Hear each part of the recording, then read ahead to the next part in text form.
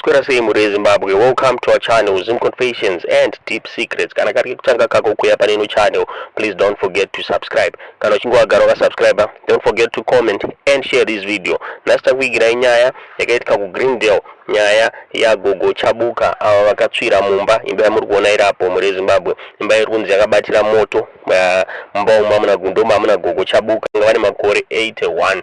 Saka parunzi pakaitika chiitiko ichi Gogo vanga vari vega mumba vanokwanisa kubuda.